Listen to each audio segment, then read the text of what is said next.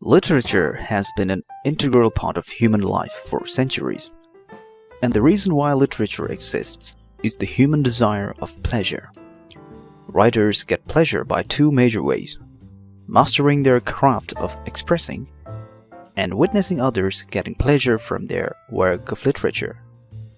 Likewise, readers get pleasure from literature's power of imitating life. A writer is judged by the readers in terms of the writer's power to interpret people to themselves. If the writer seems to have more knowledge on people, he or she is likely to be rated higher. Thus, even when the readers read a fiction, they expect it to look and feel real. Talking about what elements make up a work of literature, plot and character are two very important components.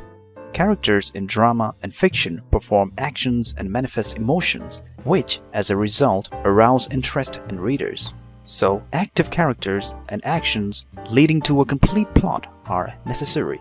However, poetry seems to be an exceptional case.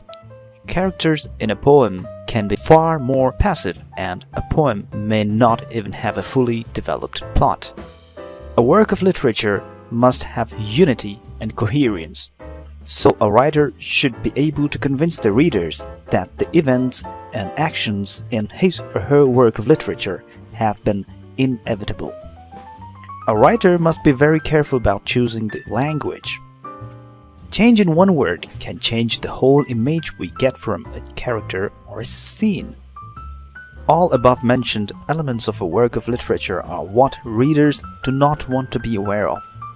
So the writer is not supposed to explain why he or she came up with a particular character, how the actions are inevitable, or why he or she has chosen the particular style of expression. Instead, writers should be able to make readers receive the pleasure of having all those components without even realizing. However, readers do care about who the characters are, what their connection to each other is, and how the actions begin and end. Those are what we can refer to questions of fact. On the other hand, questions of interpretation are those dealing with the reason why the writer has chosen particular theme, pattern, message, and meaning.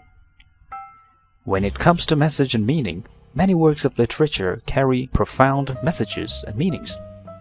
And the didactic school of literature demands that literature must convey a message, appealing to our sense of moral values. However, some writers believe that a work of literature needs no moral statement, and that it is rather important for its own sake. The questions of theme and pattern are crucial in literature. A work of literature follows certain type of pattern and theme unique to it. A simple work may contain several patterns of action, language, etc., and multiple themes interwoven in it. Yet, they are always unified as a single ordered vision. Sometimes, the author announces the theme. Sometimes the readers have to decide what the theme is with their individual perceptions. We should realize that we are interpreting the theme of a work instead of perceiving that we are understanding what the author exactly wants to convey. Although with some amount of limits to the range of interpretation, we must acknowledge various ways of interpreting. Furthermore, we must be willing to change our perception every time we read the same poem or fiction. With second reading or with further discussion, our perceptions could become more enriched. We must be able to discover what the author wants to say, but we should not undervalue our own judgment too.